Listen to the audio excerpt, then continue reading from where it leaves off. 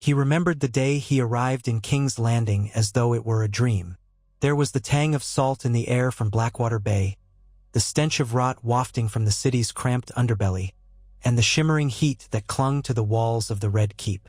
Eddard Stark had come to serve as Hand of the King, a position he never coveted, but had taken out of duty, to his friend Robert Baratheon, to the memory of Jon Arryn, and to the North.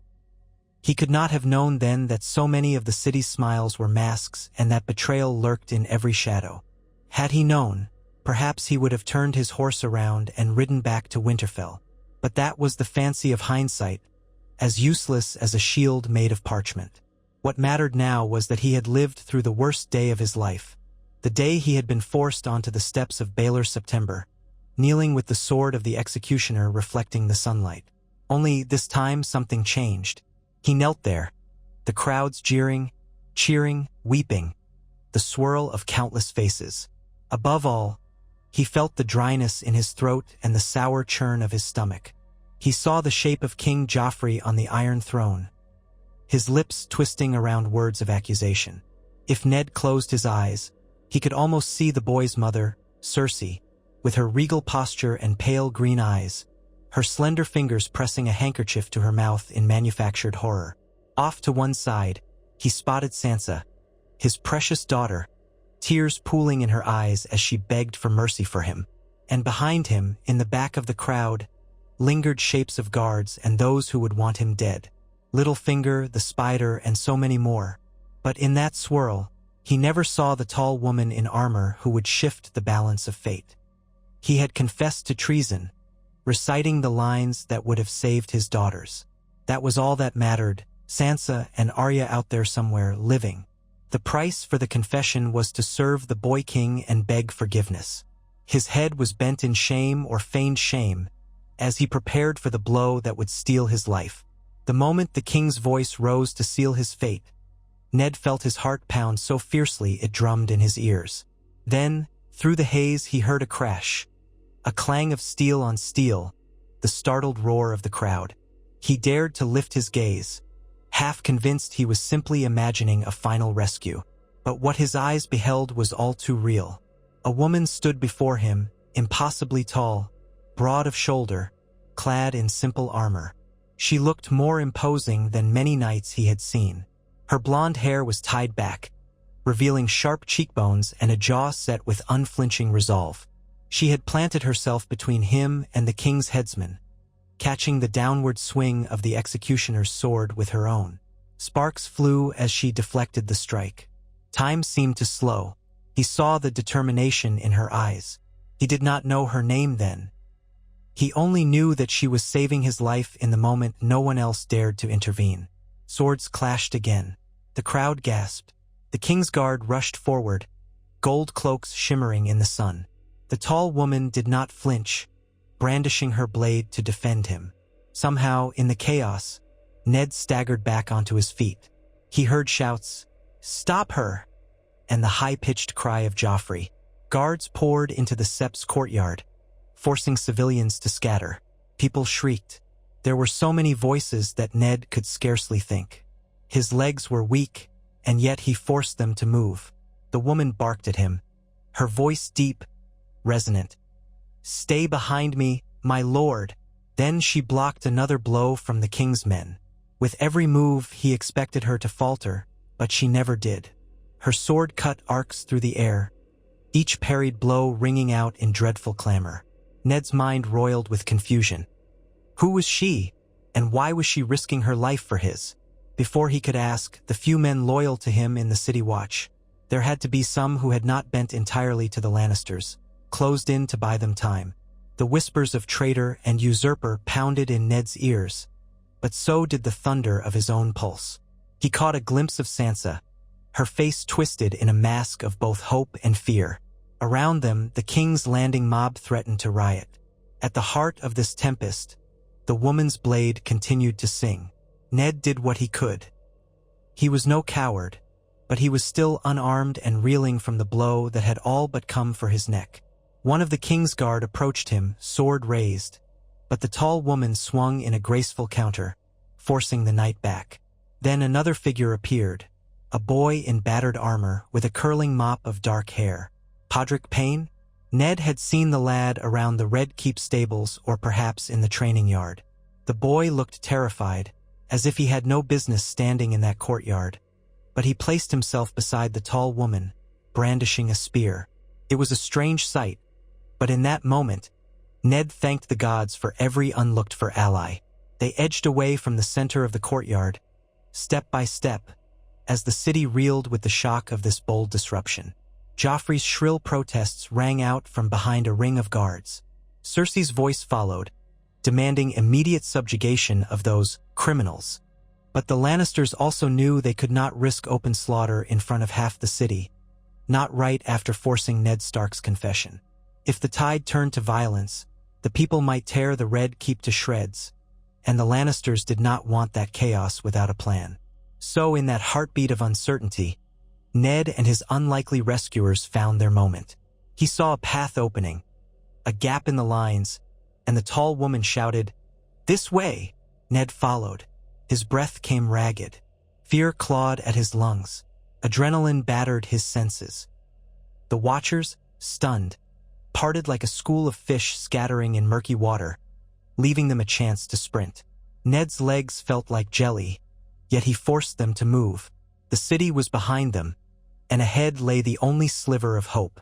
The woman ushered him through, herding him like a protective hound defending a wounded stag. In the distance, Ned heard the screams of onlookers, the pounding boots of guards in pursuit. But the labyrinth of King's Landing's narrow streets offered 100 winding alleyways. Sweat poured down Ned's brow. He barely managed to stay on his feet as they wove between crates and vendors, past confused bakers and fishwives hollering curses. Still they ran, hearts pounding. At last, the woman yanked him into a covered stable behind an old workshop. Dust motes danced in the stale air. She quickly barred the door behind them. Her chest heaved as she removed her helm, though Ned only then noticed she wore no typical knight's helm but a battered half-helm strapped across her forehead.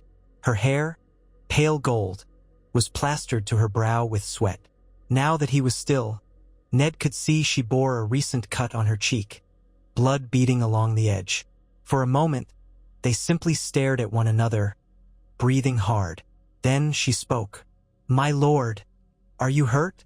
That was all. For words, her voice husky with exertion. Ned shook his head, taking in her face. She was young, younger than he'd have guessed at a distance, but with eyes that carried old wounds. "I'm alive," he managed, swallowing the dryness in his throat. "But I might ask, who are you?" She bowed her head slightly. "Brienne of Tarth. I've pledged my sword in service to Lady Catelyn Stark." He stared, mind reeling. Cat had never mentioned such a knight in her retinue. Yet he had been away so long, anything might have happened. Then he recalled a rumor, something about a tall maiden from the Stormlands who had joined the cause of Renly Baratheon before. But how had she come to Cat's service? None of it made sense, but he had no time to dwell on it. She had saved him from certain death. That was reason enough to trust her, at least in that moment. Young Podrick Payne stood behind Brienne, eyes wide, clinging to his spear. Ned recognized the lad as a distant cousin of Ser Island Payne, the mute headsman who had once served the crown. Why? Ned began, but he couldn't quite form the questions properly. Brienne took a moment, trying to calm her breath. "I was looking for you, my lord, to deliver a message from Lady Catelyn. I found everything in chaos. I heard King Joffrey declare your execution." She shook her head, her face twisting with a blend of anger and pity. "I couldn't let that happen." Ned closed his eyes. The world spun. He leaned a hand on the stable's wooden beam. "You're under my wife's orders?" A surge of relief threatened to buckle his knees.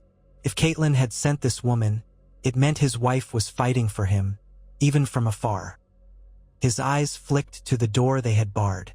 The city watch might be coming for them any minute. "We cannot stay here."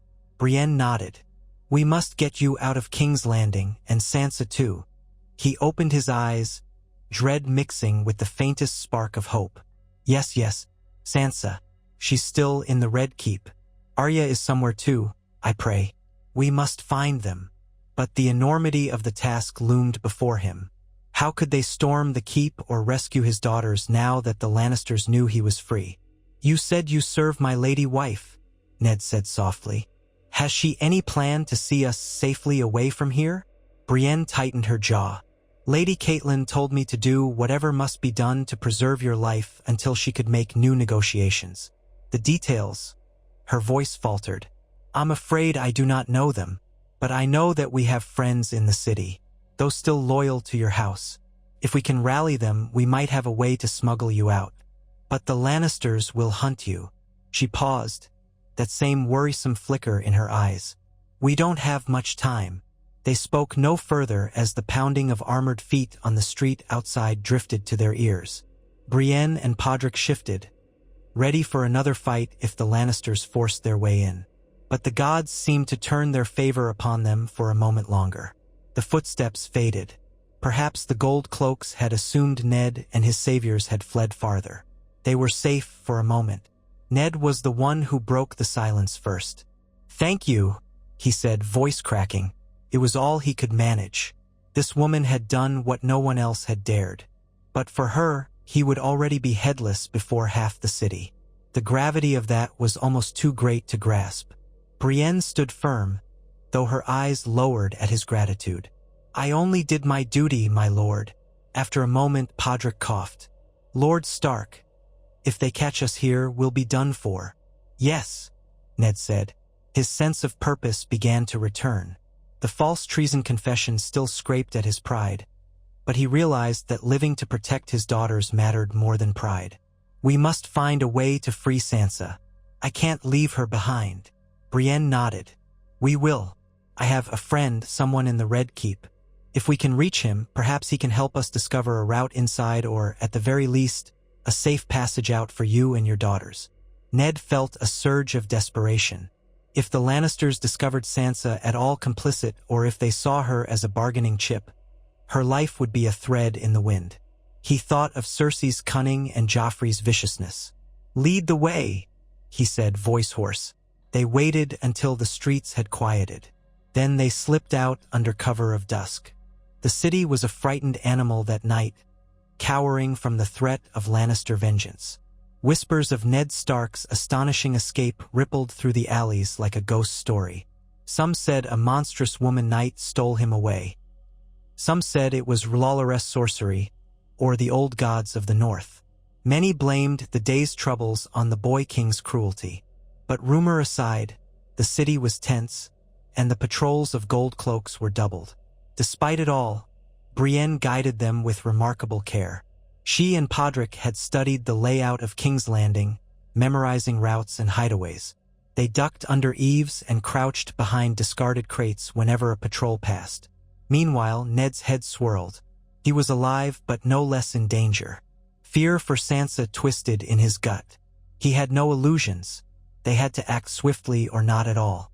They arrived at a battered door in a cramped neighborhood not far from Flea Bottom. The brick walls leaned at odd angles overhead, almost as though the city wanted to swallow them whole. Brienne rapped 3 times. The door opened a crack, and the glint of a single eye peered out. After a whispered exchange, the occupant let them in. Once the door shut behind them, Ned found himself in a small, dimly lit chamber that smelled of onions and stale wine. Candlelight revealed a stout man with a broad face, wearing rough-spun clothes. He squinted at Ned with unconcealed suspicion. This is him?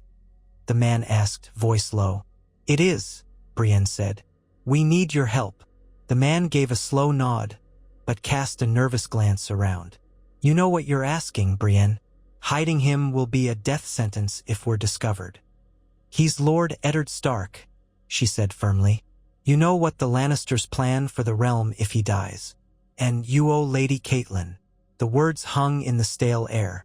Finally, the man sighed. I do. He turned to Ned and offered a small bow. I was with your lady wife when she traveled with Ser Roderick years ago, sorting out certain business. Name's Euler. My folks hail from the Stormlands, but I've lived in King's Landing many a year. I've got friends in the kitchens of the Red Keep, Sells words who might be bribed. Don't expect too much from them. But if I can help, I will." Brienne gave a slight nod, relief evident in her posture. Ned offered his thanks, though his voice was tight. He studied this Euler, trying to gauge if the man truly was trustworthy. In truth, Ned had no choice but to rely on him. All other roads were closed. If they did nothing, Sansa was lost. Or worse, Euler scratched his unshaven jaw. "I can't keep him here long," he said to Brienne, jerking his chin at Ned. "I've got a small wagon we can use, hidden in a stable behind my cousin's shop. Tomorrow night, if all goes well, we'll get him to a safer place outside the mud gate.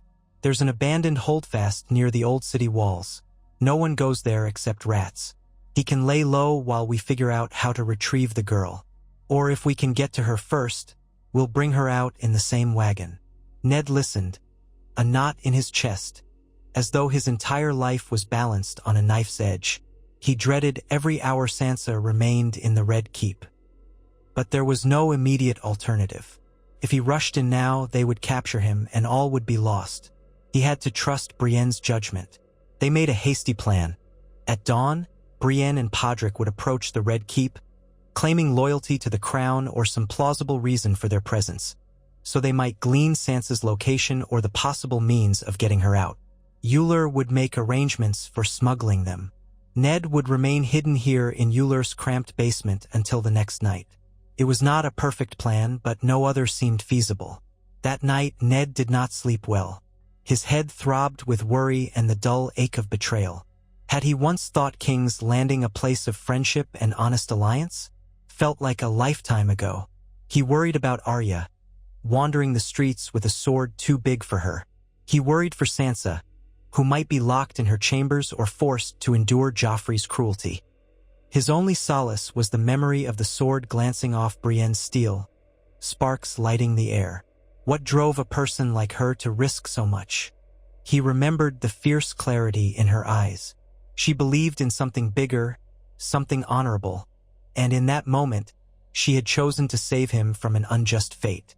At dawn, when Euler's basement window just began to glow with the light of day, Brienne and Podrick prepared to go. She donned a less conspicuous cloak, though it could hardly disguise her unusual height and build. Podrick took a battered shield from the basement's cramped corner. Before leaving, Brienne approached Ned. "Pray for our success, my lord," she said quietly. Ned gave a solemn nod. "Thank you, Brienne of Tarth. The North will not forget what you have done." She nodded and left without another word. He felt strangely bereft when her presence disappeared. Odd that he should cling to the hope provided by a woman he had met barely a day ago. But a man in dire straits would cling to any hope, especially one as formidable as Brienne. Hours dragged on. Euler occasionally brought news gleaned from passing gold cloaks or neighbors. The city was in an uproar. Cersei Lannister had demanded Ned Stark's head on a spike, but Joffrey was shrieking at his Kingsguard for failing to deliver it. Many believed that Ned might have died in the chaos, that his body was lost among the milling crowds. Others suggested that he fled the city by ship. The tension ratcheted higher with every rumor. Outside, the gold cloaks scoured rooftops, sewers, and inns, but they had not come here yet. At twilight, Ned heard a soft rap at the front door.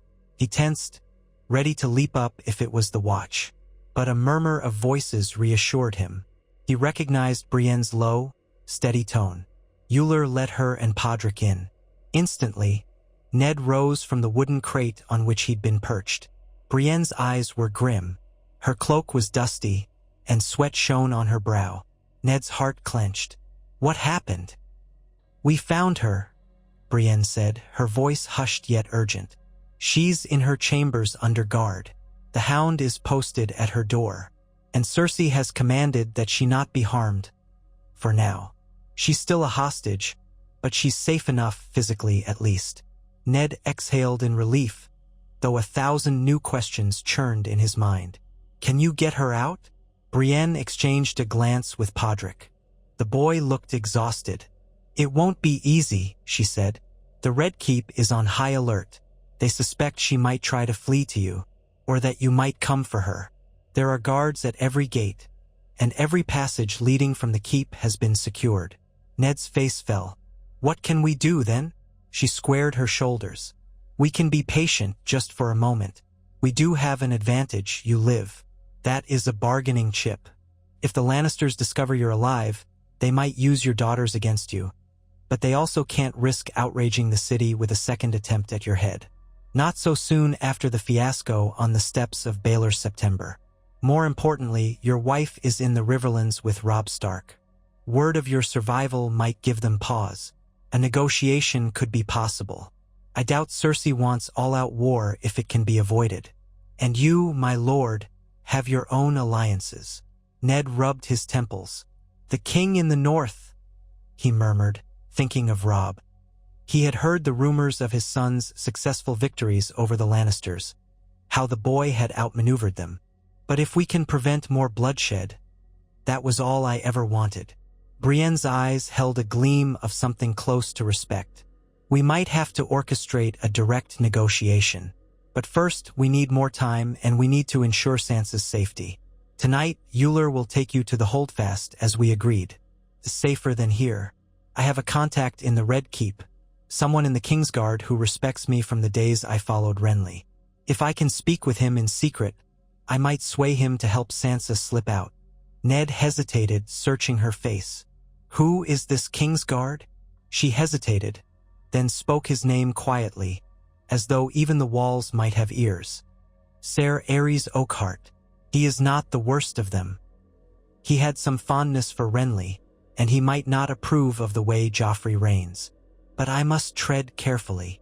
Ned's expression hardened. Can he be trusted? Trust is a rare coin in King's Landing, Brienne said softly. But I know how to read men, my lord, at least when it comes to honor and shame.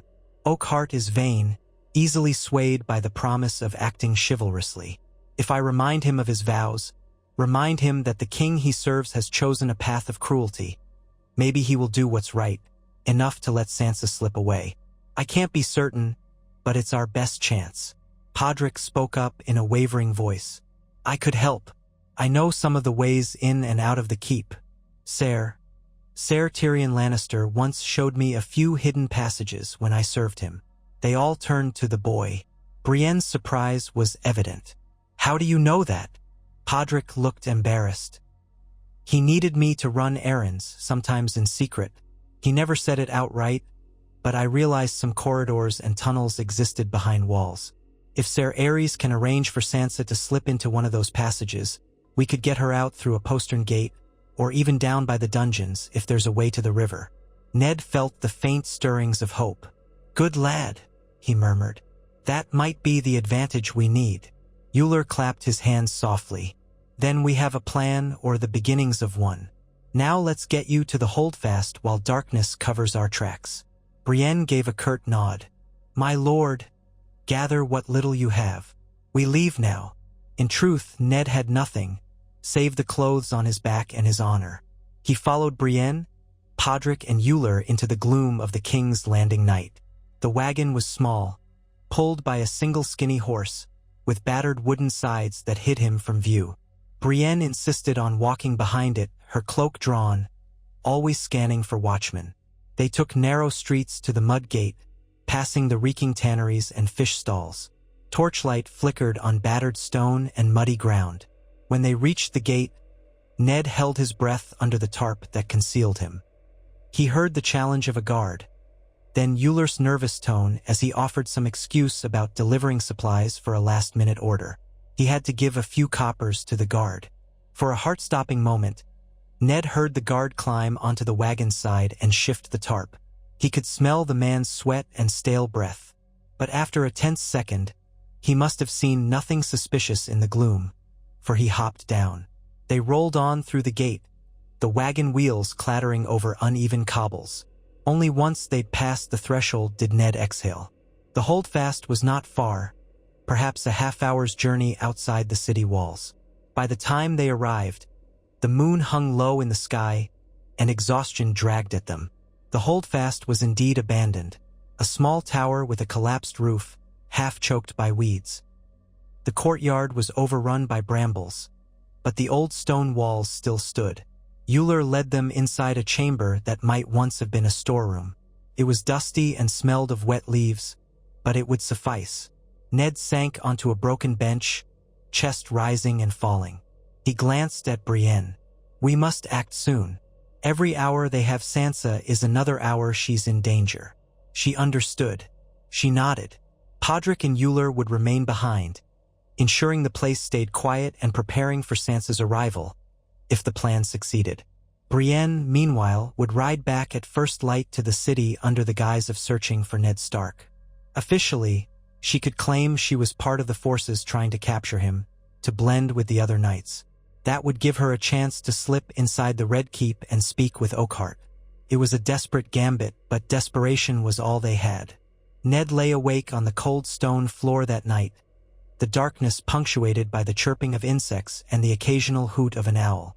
He tried to banish the memory of kneeling at Baelor's September, the sword poised to end him. Without Brienne, he would be gone, and everything he loved would soon unravel. Maybe it still would. Fear gnawed at him, but he thought of Catelyn and Robb, forging alliances in the Riverlands. He thought of Sansa's tear-streaked face, her old dreams of courtly life shattered. And he thought of Arya, wandering the world as a lost pup, cunning and fierce. He would not let them down again. The next morning, Brienne was gone before dawn. Ned paced the empty holdfast, haunted by the knowledge that if she failed, if Oakheart refused or betrayed her, the Lannisters might capture her. In that case, all was lost. Euler tried to reassure him with talk of smugglers and bribes, but Ned knew the real truth. King's Landing was Cersei's lair. If any secret was discovered, she would close her jaws around them without hesitation. 2 days passed, though it felt like 2 moons. Ned's nerves were stretched taut. Euler sometimes ventured into the city to gather whispers. Each time he returned, he brought only bits of uncertain news. Tywin Lannister had marched west with an army, presumably to deal with Robb Stark. The small council was in disarray. The Gold Cloaks were hunting for a tall female knight and a squire, but no word of Brienne and no word of Sansa. On the 3rd night, when Ned had nearly given up hope, Podrick nudged him from a restless half-sleep. "My lord," he whispered urgently. "Someone's coming." Ned jerked awake, heart hammering. He reached for a broken spear they kept near the entrance. He saw the faint glow of lantern light through the cracks in the holdfast's old door. Euler stood near the threshold, silent, listening. Then came a voice he recognized, Brienne's voice. They opened the door a crack. Brienne slipped inside, breathing heavily. By the flickering lantern she held, Ned saw she wore a brown cloak soiled with mud, her eyes red with fatigue.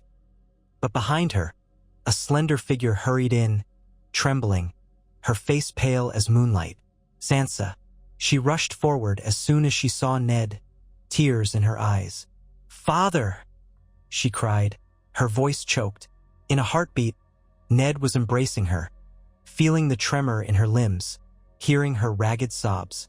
All the tension in his body rushed out in a breath. He held her tightly, pressing a hand to her hair.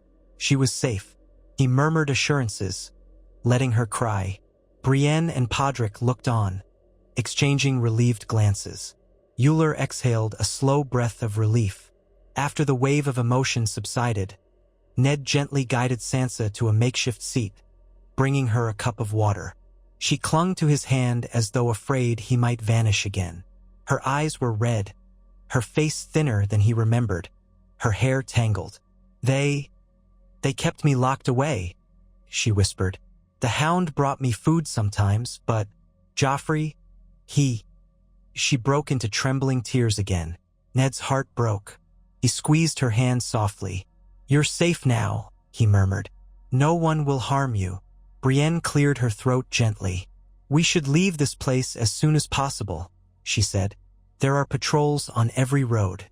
If we stay, the risk grows by the hour." Ned nodded, though reluctance warred in him. They had only just been reunited. He turned to her. "How did you manage it?" She hesitated, glancing at Sansa. Perhaps not wanting to speak of treachery in front of the girl, she said quietly. "Ser Aerys played his part. He was reluctant, but I convinced him that if Joffrey intended to brutalize Lady Sansa or use her as a hostage, it would stain his vows of knighthood. He allowed me a moment's access to her chambers when the Hound was away. Then Podrick's knowledge of the secret passages guided us out. We had one close call with a group of Lannister guards, but we avoided them. From there, we slipped out a postern gate leading to the Blackwater. We found a boat that was arranged by a friend. Then we traveled partway down the coast by night and circled back here. Ned pressed a hand to his brow, marveling at her resourcefulness. You risked everything. I can't thank you enough. Brienne turned her gaze to the floor. I swore an oath to your lady wife to protect your daughters. I've merely done my duty. Podrick and Euler stood near the doorway, scanning the darkness beyond for any sign of pursuers. Sansa was calmer now, though she still shook. Ned put an arm around her protectively. We'll need to find Arya as well, he said. But I have no notion where she might be. Sansa shook her head, tears in her eyes again. The last I saw her was at the Sept that day with you? She swallowed. Then, everything happened so fast. Ned's chest felt hollow. He could only pray Arya had escaped the city or hidden well. But for now, he needed to keep Sansa alive. We should contact Robb, he said. Let him know we live, that he need not wage war, unless there's no choice. Euler frowned. That won't be simple. The King's Road is heavily patrolled, and ravens from the city might be intercepted. The Lannisters have watchers everywhere. Ned looked to Brienne. We might slip north by ship, around the Vale to White Harbor, then ride for Winterfell.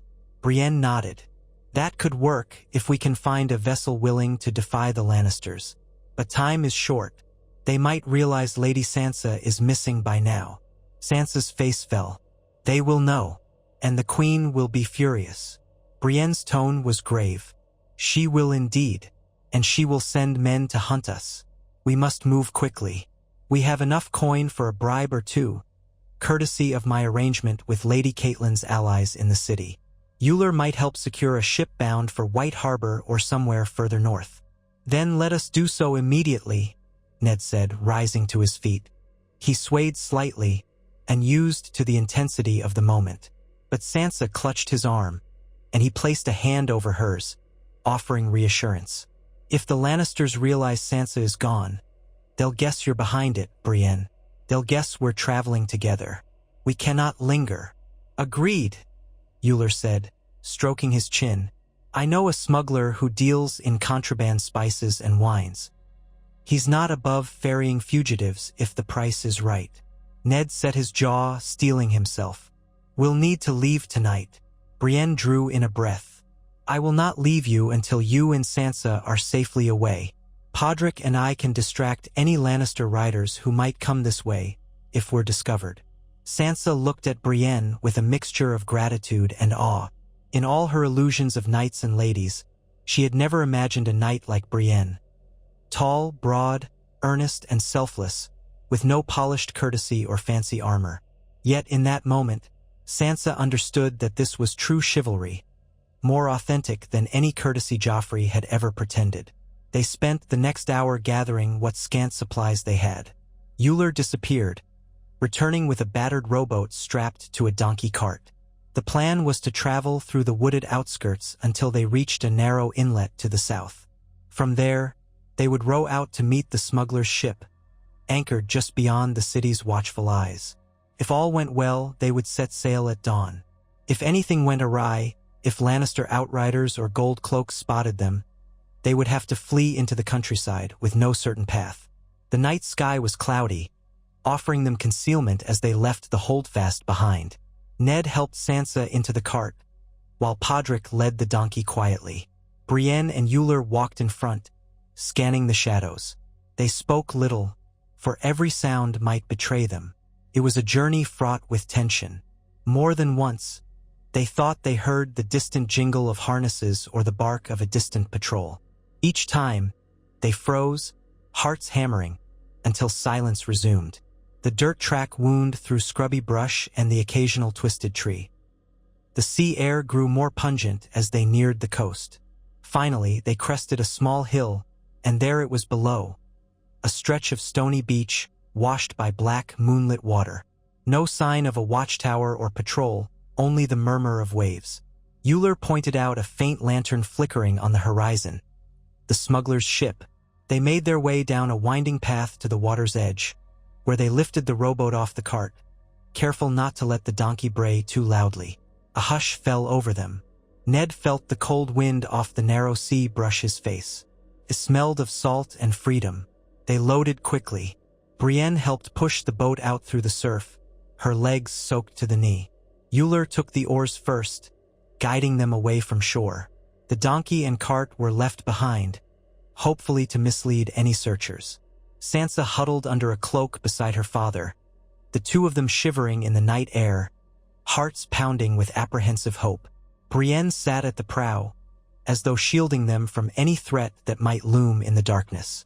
Podrick gazed over the stern, face drawn. Silence reigned except for the steady splash of the oars. Ned peered out and saw the faint glimmer of the ship growing closer. If they made it aboard, they could sail north beyond the reach of Joffrey's wrath, at least for a while. When they were about halfway to the ship, Brienne turned her head slightly. "Thank you, Euler," she said softly. "You've done more than enough." He grunted, continuing to row. "Your lady wife did me a good turn once. This repays it, though I'll not lie. If the Lannisters catch me, I'll swing. Still, I do what I must." Ned murmured his gratitude as well, but the man only shrugged, focusing on the gentle waves. Closer and closer they came, until Ned could make out the ship's shape. A small coastal vessel, sails furled. In the darkness, a single lantern hung at the mast. A rope ladder dangled from the side. A shape leaned over the gunwale, someone scanning the sea for their arrival. It happened so quickly then. They bumped against the ship's hull, and a hushed greeting passed between Euler and the smuggler, a narrow-faced man with a weathered expression. With Brienne's help, Sansa climbed the rope ladder onto the deck. Then Ned followed, gritting his teeth as the rope bit into his hands. Podrick scrambled up next, nearly losing his footing. Finally, Brienne and Euler passed up the small sack of supplies, and with one last goodbye, Euler remained in the rowboat, apparently planning to take it back to hide on shore. He would vanish into the night, leaving no trace that they'd been there. The smuggler gave Ned and Sansa a curt nod, then turned to Brienne. "Didn't expect such a big passenger," he grumbled, eyeing her large frame. "She's with us," Ned said, his tone leaving no room for argument. He could not dream of leaving Brienne behind after all she had done. Besides, she had pledged to see them safe. The smuggler shrugged.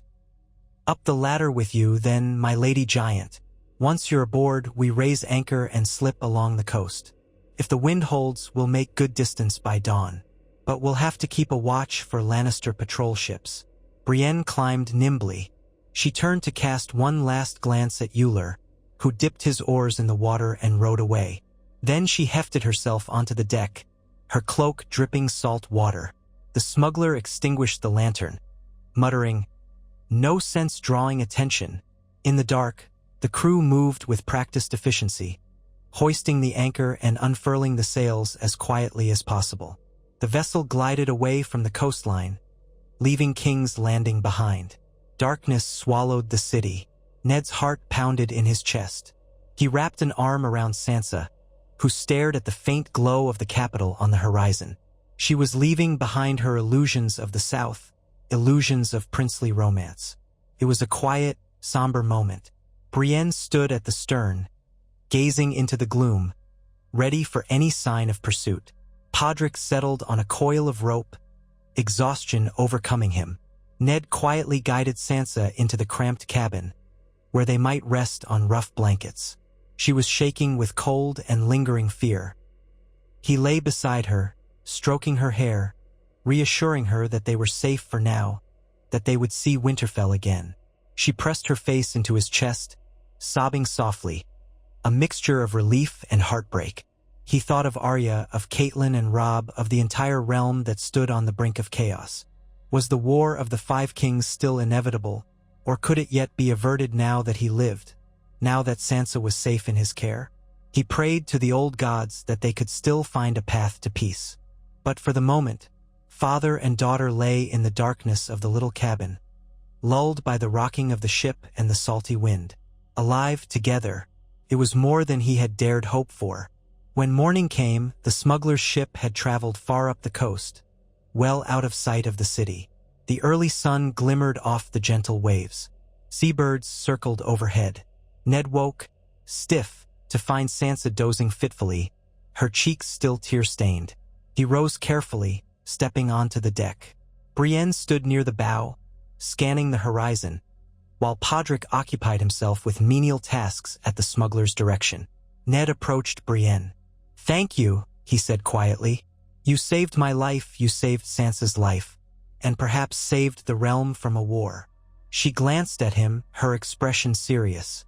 "We might yet face war, but if we can reach White Harbor and rally loyalists, we can send word to the Queen Regent. Offer a truce.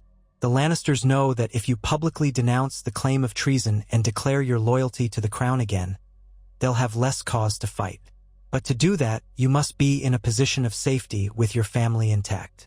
Ned sighed. "So many wheels turn in this game. I've never been good at it." Brienne lowered her gaze.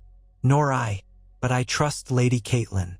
If we can regroup with her, she might still broker a peace." He nodded. "We must find Arya. I won't leave her behind." Brienne gave him a look filled with compassion. "I will help you, if we have the means, but we cannot save her from here, my lord. We can only hope she escaped safely and that we'll reunite in the north, or that someone else will find her. The roads are dangerous, yet she's a resourceful girl." Ned's throat tightened. He gazed out over the waves, fighting the ache of helplessness. He had to trust the gods that Arya would endure until they could locate her. First, they had to survive themselves. Around midday, the smuggler approached, scratching a scar on his chin. "The wind is with us, but we'll need fresh supplies soon. If we stop at a small fishing village up the coast, we can resupply and learn any news. But if the Lannisters have spread word of your escape, it might be risky." Ned considered. "We'll proceed with caution. Stop only if you must. We have some coin to buy food, but we cannot linger." The smuggler nodded, turning away to bark orders to his crew. Ned felt the tension of being fugitives, as though the entire might of the Iron Throne loomed behind them. Sansa emerged from the cabin, blinking at the sun, her hair tangling in the breeze. Brienne offered her a small, sad smile. The girl managed a courtesy in return, though her posture was wary. The horrors of King's Landing still clung to her like a bad dream. That afternoon and evening passed in uneasy calm. The distant coastline was rocky and unwelcoming, with no sign of large harbors or bustling towns. They ate stale bread and dried fish, the taste blending with the salt of the sea. Night fell again, and Ned found a measure of comfort in the gentle rocking of the ship. Sansa slept beside him, exhausted and still trembling from nightmares. He woke once to find her whimpering, calling out for her mother. He hushed her gently, praying that they would soon see Catelyn again. The next dawn, the smuggler announced that they would make landfall briefly to take on water and, if possible, fresh food. Ned joined the rest of them in scanning the shore as they approached. A small cove nestled between craggy cliffs. A cluster of huts stood on the beach, likely a fishing hamlet of no more than a few families. Thin tendrils of chimney smoke curled into the morning sky. Before they reached shallow water, the smuggler had them hide below deck, saying he would claim to be a merchant traveling from Duskendale. Brienne kept her sword at the ready in case of trouble. Ned and Sansa listened anxiously to the muffled sounds of the crew dropping anchor and lowering a dinghy. Time stretched. Ned could hear footsteps above, shouts, a splash of oars, distant chatter on the beach. Sansa gripped his hand. Each minute felt like an hour. Then, at last, footsteps returned. The hatch opened. The smuggler clambered down, looking harried.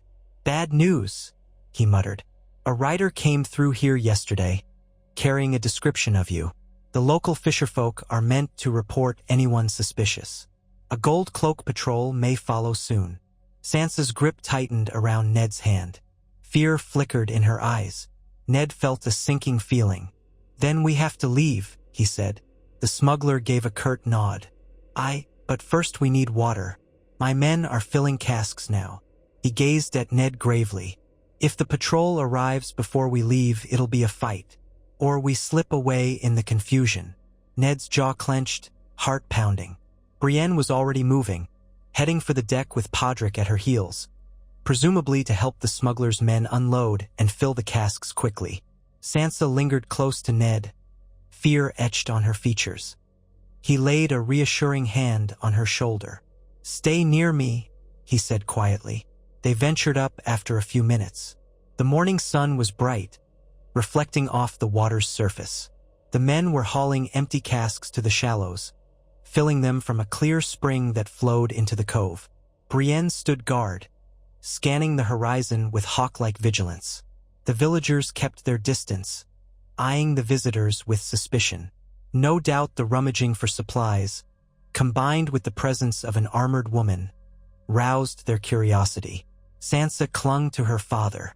Podrick stood by, uncertain. The smugglers' crew hastened their work, muttering curses about the possibility of gold cloaks arriving any moment. Suddenly, a cry rang out from one of the villagers on the ridge above the huts. He pointed inland. Ned's stomach dropped. Dust rose on the coastal track. A mounted group was approaching. He could see the gleam of armor in the sun. The smuggler cursed. Brienne's grip tightened around her sword hilt. Ned glanced at Sansa, seeing panic rise in her face. "Back to the ship," he commanded. The smuggler's men scrambled, half lifting the half-filled casks into the dinghy. Podrick started to follow, but Brienne held her ground, eyes fixed on the approaching horsemen. "We need to buy time," she said quietly. "If they see us all fleeing, they'll give chase." Ned opened his mouth to protest, but she silenced him with a look. "Go. I'll meet you aboard. I swear it." He hesitated only a moment. "Be careful," he told her. Then he took Sansa's hand, and they hurried to the dinghy, where the smuggler was already pushing off. Podrick was torn but eventually followed them, his face etched with worry. Brienne and two of the smuggler's men remained on the shore, presumably to stall the patrol. The boat pulled away from the beach, loaded haphazardly with water casks. Ned's breath came in short bursts. Sansa shivered at his side, her eyes locked on Brienne's distant figure. The group of riders, wearing the gold cloak's sigil, reined in near the huts. Ned couldn't hear their exchange from this distance, but he saw the tension in Brienne's posture. One of the smuggler's men, left on shore, began to speak to the riders, gesturing vaguely toward the empty huts. He might be spinning a tale of a simple trade visit. For a moment, Ned dared to hope the patrol would accept it. But then, abruptly, a rider dismounted, approached Brienne, and gestured at her sword and armor. The conversation grew heated. Ned squinted, seeing the man place a hand on his hilt. Suddenly, steel flashed. Brienne swung her sword in an arc, forcing the rider to dodge back. Shouts erupted. Another rider lunged forward, spear lowered. Brienne pivoted with astonishing speed, deflecting the spear and knocking the man from his mount. The smuggler's men turned to flee, but the gold cloaks seized them. A brawl ensued, chaos spreading across the beach. Villagers scattered in terror. Sansa gasped, clutching Ned's arm. Podrick's knuckles whitened on the edge of the dinghy. The smuggler swore under his breath, telling his rowers to move faster. Ned's stomach churned as he watched from across the water. Brienne fought with raw, desperate skill. She disarmed one gold cloak, then spun to confront another. But there were many riders, at least half a dozen. She cut down one who pressed too close, the sun glinting off her blade. Ned's heart hammered as he realized the dreadful odds. Then, in one swift motion, Brienne knocked aside a spear thrust, pivoting to run another man through.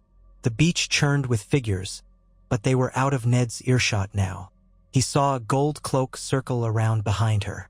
"Brienne, look out!" Ned cried uselessly across the water. She whirled, sword meeting the man's halberd. For a moment they struggled, weapons locked. Then Brienne wrenched her blade free. Another rider seized the chance to slash at her from the side. She raised her arm to block, the blow biting deep into her armor. She staggered but refused to fall. Ned felt helpless fury. On the boat, Sansa buried her face in his side, unable to watch the carnage. Podrick stared, trembling. The smuggler barked at the rowers to row faster. They were close to the ship now, but Ned could scarcely tear his eyes away. He saw Brienne manage another powerful swing, toppling the man who'd cut her. But more riders closed in. The smuggler's men had either fled or been captured. Brienne alone faced the gold cloaks. Ned realized she was sacrificing herself to ensure their escape. His chest ached with guilt. He wanted to leap into the sea and swim back, but that would only doom them all. The smuggler reached the ship's ladder, and Ned, Sansa, and Podrick climbed aboard, dazed and horrified. Once on deck, Ned watched the beach with his heart in his throat. He could see Brienne's tall form battered by multiple opponents. She parried, tried to break away, but the circle of gold cloaks pressed in. Then, in a final rush, she cut one more down. Blood stained the sand, but another spear caught her in the side. She stumbled. More slashes came, overwhelming her. Ned lost sight of her as riders closed around. "Father, please come away," Sansa sobbed, clutching his tunic. Podrick stared, mouth agape, tears brimming. The smuggler pulled up the ladder, cursing. "We can't stay. They'll send ships after us if we don't run now." Ned couldn't speak for several heartbeats, his throat locked with grief. Brienne had given everything for them. She had stood her ground in a hopeless fight, so they might flee. He could only pray the gods had mercy on her. At last, tears burning in his eyes, he nodded. "Go," he said hoarsely. "Sail." The sails unfurled. The crew leapt into motion. The wind caught them, and the ship slipped away from the cove. Ned stood at the stern, eyes fixed on the tiny figures on the shore, until distance and mist swallowed them. Sansa trembled by his side. He laid a hand on her shoulder, silent anguish filling him. Days passed as they traveled north along the coast. Each day, the memory of Brienne's last stand gnawed at Ned's conscience. He owed his life and Sansa's to her valor. No matter how he tried to rationalize it, he felt like he had left her to die. Sansa, too, was racked with guilt and grief. She had wept until her eyes were raw.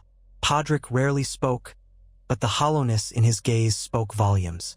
The smuggler tried to reassure them that perhaps Brienne had only been taken captive, that the gold cloaks might have recognized her as a valuable prisoner. But Ned did not know which was worse, her certain death, or the possibility that she would be tortured or executed in King's Landing. Still, a small kernel of hope clung in his heart that she might endure. Brienne of Tarth was not easily subdued. As they sailed, news trickled in from passing fisherfolk. Rumors spread of Ned Stark's miraculous survival, of Sansa Stark vanishing from the Red Keep, of tensions in the capital. Some claimed that King Joffrey was furious, that Cersei tried to keep the fiasco quiet to avoid looking weak.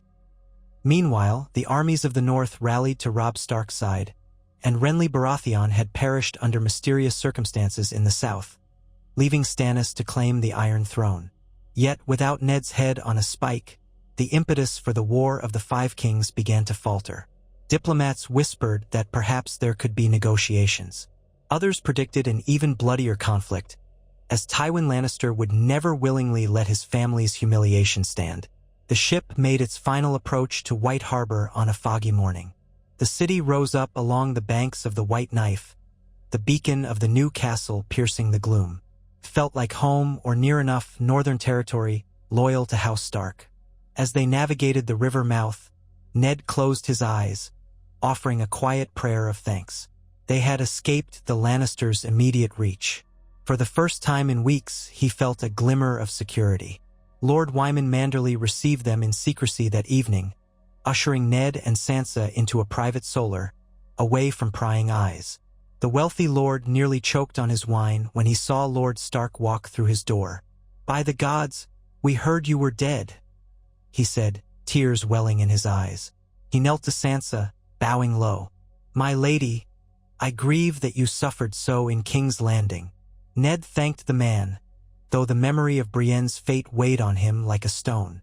He explained, in the barest details, how he had been rescued, how Sansa had been smuggled out, and how they now needed safe passage to the rest of the North. They hoped to meet with Catelyn and Robb to coordinate a response that might end the hostilities before they spiraled further. Lord Manderley listened intently. "You have my loyalty and discretion," he said gravely. "We can send ravens to your son at once. He marches near the twins, last I heard, forging alliances with House Frey and others. My men can also escort you by land, or provide a stout vessel to sail further up the coast toward the Neck, if that is your wish." Ned glanced at Sansa, then gave a slight nod. "Let us send word to Robb first. Let him know we live. Then we shall make our way to him." The next days in White Harbor felt surreal. Safe behind northern walls, Sansa finally managed to eat and rest, though nightmares still haunted her. Ned spent hours poring over maps, discussing strategy with Lord Manderley. The North had risen, angry at the supposed murder of their lord. But now Ned was alive, a fact that could change everything. If Tywin Lannister was wise, he might sue for peace to avoid the North's wrath. If not, the realm might still be torn asunder. Late one night, as Ned stood on the balcony of the Merman's Court, gazing at the moonlit harbor, Sansa approached him quietly. She slipped her hand in his. He felt how thin and trembling her fingers were. "Father," she whispered, "will the fighting stop now that you're safe?" He turned, his gray eyes reflecting a father's sorrow. "I hope so, my dear. That was always my wish. But men have died, and men thirst for vengeance." Sansa nodded, tears glimmering. "I hated King's Landing," she whispered. "I thought it would be a place of songs and gallant knights. But the only true knight I saw there was her, Brienne." Ned felt a pang in his chest. He gave Sansa's hand a squeeze. "She was the truest knight any of us could have asked for, and we shall not forget her sacrifice." Sansa pressed her lips together, tears sliding down her cheeks. "I want to be brave like her." Ned gently pulled her into an embrace, letting her bury her face in his chest. "You already are," he murmured. "You survived horrors I can scarcely imagine, and you've come through them with compassion still in your heart." They stood like that for a long moment, father and daughter bathed in the silver glow of the moon. The tide lapped at the harbor walls below, a gentle rhythm. In the distance, the wind carried the faint calls of night watchmen patrolling White Harbor's streets. Come morning, Ned would continue the work of forging a peace. He would send ravens to the Queen Regent, offering a chance at negotiation in exchange for an end to the bloodshed. He would also reach out to Stannis Baratheon to see if the realm might be spared another war. Perhaps none would listen, perhaps pride and vengeance would triumph, but Ned Stark had to try. Honor demanded it, and he owed it to Brienne, to all who had paid in blood for the mistakes made in the Red Keep. For now, he took solace in holding Sansa close, imagining the day they might stand in Winterfell's great hall, reunited with Arya and the rest of their family.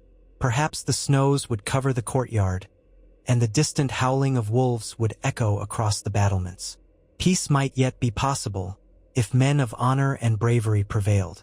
He thought of Brienne's final stand on that lonely beach, steel flashing in the sun. A single match against the darkness. With the North behind him and the memory of her valor in his heart, Ned vowed he would do all in his power to ensure that sacrifice was not in vain. If it took every last breath in him, House Stark would weather this storm, and the realm might be spared the horrors of a war that would burn the Seven Kingdoms to ashes. And so the wind shifted that day across the narrow sea, carrying the faint cry of gulls and the distant promise of a future that, thanks to the courage of a single maiden from Tarth, would never be quite the same. Ned Stark slept little in those first days at White Harbor. Each time he dozed off, he saw the beach where Brienne of Tarth had stood against a circle of gold cloaks. In his dreams, the sand was crimson with blood and the horizon dark with storm clouds. He would awaken drenched in sweat, his heart a drumbeat of guilt and regret. By the gods, he owed her so much. Could she have survived that stand? The memory of steel biting into her armor left him with slim hope. He tried to push away the image of her falling beneath a swarm of enemies, tried to find comfort in the thought that perhaps the Lannisters had taken her prisoner rather than killed her outright. But all too often, his mind conjured her final moment with an awful clarity. With each day that passed, his grief deepened, and he asked himself if there was a better way. Could he have saved her? He drew what comfort he could from Sansa's presence.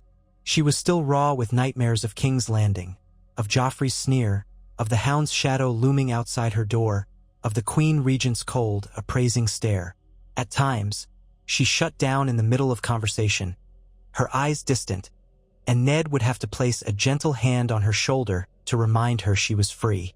For all her fragility, he could see the steel beneath her softness, as if she'd learned that sweet illusions could not shield her from the world's harsh truths. In her quiet, haunted way, Sansa Stark was forging her own kind of courage. They had arrived in White Harbor with little fanfare, slipping into the city under the cover of dusk. Lord Wyman Manderly, that large, courteous man with his triple chin and glittering rings, had received them in secret. He had sworn to guard the news of Ned's survival until they decided how best to use it. Now, settled in the privacy of Manderly's own quarters, father and daughter spent their time planning. Podrick Payne was with them, though the lad mostly kept to the edges of the rooms, eyes wide, as if uncertain of his place in this new world. Loyal to Brienne, he still wore the pain of her loss like a fresh brand. Ned found a measure of solace in Lord Manderly's unflagging hospitality. The man's courtesy was genuine. He was no sly schemer like the courtiers of King's Landing. When Ned explained how Brienne of Tarth had risked everything to save him and Sansa from Joffrey's blade, Manderly seemed near tears. "The Seven must have guided her sword," he had murmured reverently. "I'll not forget such valor." But winter was on the horizon, and the realm was fracturing. Even as Ned stood by Manderly's hearth, warming his hands against the flames, he knew that the world outside these walls was changing. Scouts brought tidings of Robb Stark's efforts in the Riverlands.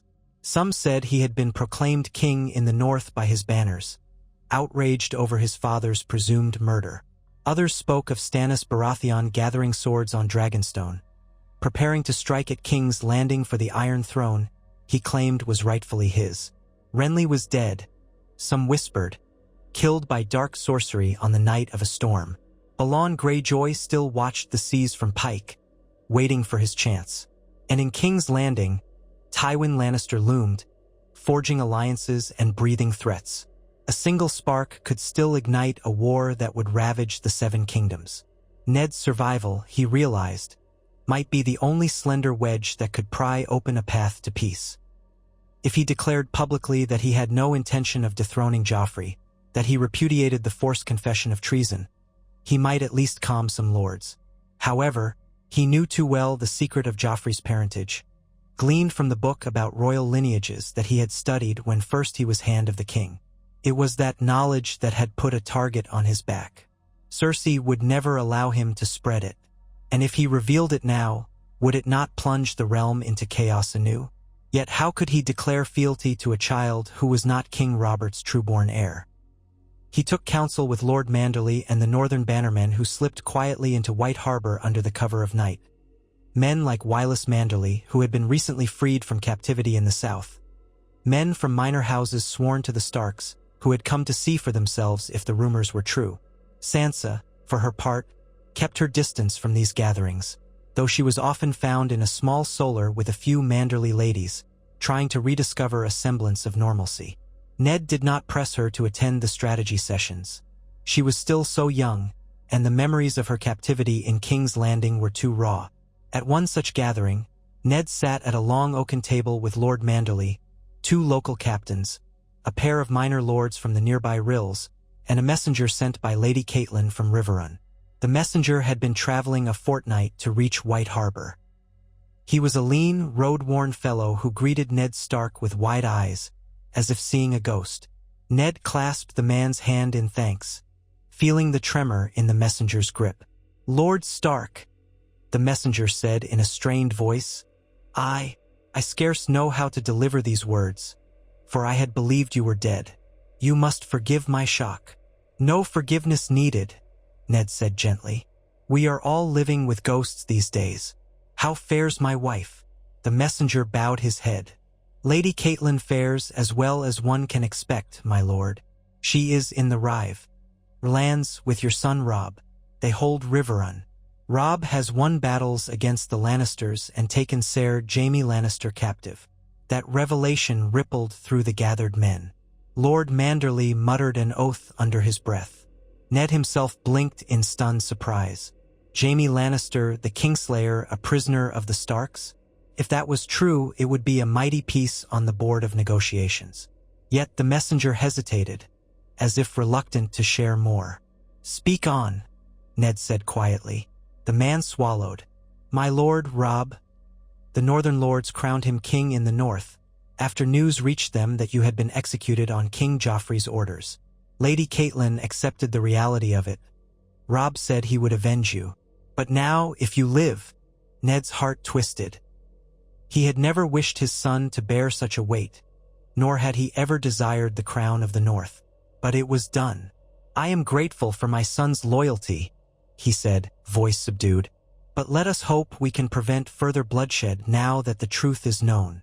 Lord Manderley leaned forward. We must send riders or ravens at once to inform your son of your survival. This changes everything. His bushy eyebrows knitted together. Still, we must be cautious about who hears it. If Tywin Lannister knows, he'll either try to kill you again or capture you and Sansa for leverage. Ned nodded grimly. Agreed. We can trust our ravens here in White Harbor to deliver the message privately to Robb and Lady Catelyn. Then we must decide on our next steps. The realm teeters on the brink of war. He paused, glancing at the messenger. Any word of my daughter Arya? The man shook his head sorrowfully. None have seen her, my lord.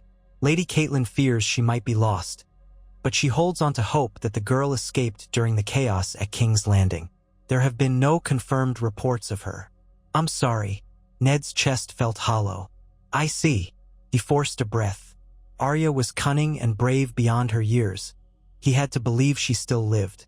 He bowed his head, swallowing the ache. As the meeting wore on, Ned listened to talk of battles and victories, defeats and ploys, all overshadowed by the rumor that Stannis Baratheon would soon march on King's Landing from the south. It seemed the entire realm was a pot about to boil over. A single misstep could lead to carnage beyond reckoning. Ned wanted to avoid that at all costs. Over the following days, ravens flew from White Harbor to Riverrun and beyond, bearing coded messages in Ned's own handwriting. They announced that Lord Eddard Stark yet lived and that Sansa was safe with him. They offered a path to reconciliation if the crown would yield certain assurances. Chief among them, a guarantee of the North's safety and an end to hostilities. Manderley's scribes worked diligently on the wording, mindful that it might be intercepted by other parties. Ned also wrote a more personal letter to his wife, describing how he had been spared execution thanks to the bravery of Brienne of Tarth. He detailed Sansa's condition, the pains she had endured, and expressed his profound regret at having no news of Arya. He concluded with an outpouring of hope. If they could coordinate with Robb, with the Tullys and their allies, perhaps they could force the Lannisters to the negotiating table. So much, he realized, hinged on how Tywin Lannister would react, and how King Joffrey or Cersei would respond to the knowledge that Ned Stark was not so easily murdered.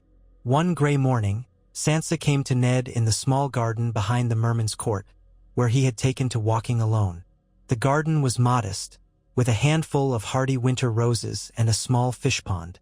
Fog drifted in from the harbor, giving everything a ghostly sheen. Sansa wore a fur-lined cloak, for the air had grown cold. She approached quietly, her gaze drifting over the roses.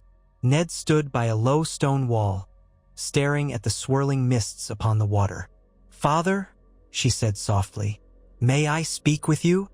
He turned, noticing how pale her face looked, how the last few weeks had stripped her childhood from her eyes. He smiled gently, though sorrow lay behind his eyes. "Of course. What is it?" She hesitated, gathering her courage. You've been so busy sending ravens, meeting with lords. I wanted to ask if it might help to write to the Queen myself." Ned's brow furrowed in surprise. To Cersei Lannister? Sansa nodded, though her eyes flickered with fear. I know she's dangerous, but she always said she cared about her children above all. And Joffrey, he used to be kinder to me before it all went so wrong. Perhaps if I wrote to them, appealing for mercy or offering some promise of courtesy. She swallowed, her voice trembling. Maybe it could help. It might keep them from hating us more. And if they see me as a hostage they can't reclaim, maybe it will spur them to talk peace. I don't know. It's foolish, isn't it? Ned felt a pang of tenderness. For so long, Sansa had believed in the songs of gallant knights and queens who adhered to courtesy. That faith had been wounded, battered, nearly destroyed in King's Landing. Yet here she was, still trying to find a way to avoid further bloodshed. He gently cupped her cheek. It is not foolish to want peace, my sweet girl. But do you truly wish to write to them after all they did to you? Her eyes filled with tears. I don't want anyone else to suffer. If there's a chance my letter could help, I should do it. Even if they tear it apart unread, at least I will have tried. He pulled her close, kissing the top of her head. If it is your wish, then yes, you may write to them. I will read the letter before we send it, to ensure we betray no secrets. But if this is the path your heart calls for, I won't forbid it. He paused, thinking of how Cersei and Joffrey had tormented Sansa. Just guard your feelings, child. They have done us great harm. She nodded, lips pressed thin. I understand. Later that day, Sansa sat at a small desk in her chamber, quill in hand, gazing at a blank page. Ned lingered near the threshold, giving her space. Podrick Payne hovered uncertainly in the hallway, almost like a shy guard dog. After some hesitation, Sansa began to write. Line by line, she wove her plea, soft words appealing to Cersei's motherly instincts, reminding her that Sansa had once been betrothed to Joffrey. She spoke of her hope that the realm might find peace. There was no mention of Joffrey's parentage or any hint of open rebellion, for that would only provoke the Lannisters. Her words were carefully chosen, coaxed from a wounded heart. When she was finished, her hand trembled, and tears dotted the edges of the parchment. She passed it to her father, who read it solemnly, then nodded. We'll send it with our next raven to the capital. The days rolled by, each one pressing Ned further into the role of mediator. Lords who had once believed him dead now saw him as a potential unifier. They arrived at White Harbor in small groups, asking for audiences with him. Some were from the north, tall, gaunt men with wind-chafed faces who bowed deeply to their lord and declared loyalty to House Stark. Others came from across the neck, from houses that had old ties with the Tullis. A few carried messages from the Vale, though Lady Lisa Arryn remained in her eerie stronghold. She refused to let the Vale be drawn into further conflict, or so it was said. Ned knew that Lisa's fear and self-preservation ran deep, and that she had a suspicious streak that overshadowed any sense of familial duty. Even so, the Vale might still be swayed if Ned lived. Amid these uncertain negotiations, word arrived from Riverrun. Robb Stark had learned of his father's survival. The Raven carried a sealed letter, penned in Robb's own hand, using the formal style of a king. Yet his words fairly vibrated with relief and emotion. Father, I have prayed for a chance to avenge you. Now I learn you still draw breath, and I cannot find the words for my joy. The North rose in your name. Our swords have tasted Lannister blood, and they will taste more if required. But if there is a way to spare our people further suffering, I will hear it. I have Jaime Lannister in my dungeons. He is a valuable captive, and we might use him in any peace negotiation. Mother urges caution. She begs me to stand down if you command it. I would do so in a heartbeat, but you must know our bannermen will not be easily placated after what the Lannisters have done. Tell me how we proceed, Father. Let us speak with one voice. It was signed simply Robb Stark, King in the North. Ned's eyes misted when he finished reading. Here was his son, barely more than a boy, carrying the weight of kingship. The realm had forced this crown upon him through rage and grief. Now Ned, alive by a miracle, might guide him in a gentler direction. But would Robb's bannermen accept a compromise after all that had happened? After they believed the crown had murdered Ned Stark in cold blood? Honor demanded some satisfaction. Yet Ned knew the horrors of war. He thought of the Riverlands already scarred by battles and pillaging. Could he truly ask them to lay down arms without recourse? He penned a reply that very night, stating his gratitude and pride in Robb, urging him to hold Jaime Lannister as a bargaining chip but not to harm him. He counseled that the North should remain prepared, but also open to the possibility of a truce. Cersei's silence so far was telling. If she saw a chance to keep Joffrey on the throne without risking a war on multiple fronts, north, south, and west, perhaps she would come to the table. If she remained obdurate, then conflict might still be inevitable. Ned's letter concluded with paternal affection. "We will soon be reunited, my son. The gods are good." Lord Manderley read a copy of Ned's letter and stroked his triple chin. "A strong stance, but you have not mentioned the question of Joffrey's parentage." Ned's lips pressed into a thin line. "That is a truth that could shatter the realm. I do not wish to unleash that chaos unless I see no other choice." The older man raised his eyebrows. "But is a negotiation built on a lie not doomed from the start?" "That may be," Ned allowed. "Yet there are times when the raw truth does more harm than good. I will see if Queen Cersei is willing to negotiate in good faith first. If not, if she insists on a fight, then perhaps the realm must know the truth. And Stannis Baratheon will undoubtedly press his claim." Said Manderley, his expression pained. "A precarious dance, my lord." Ned nodded, rubbing his weary eyes. "The most precarious I've ever danced."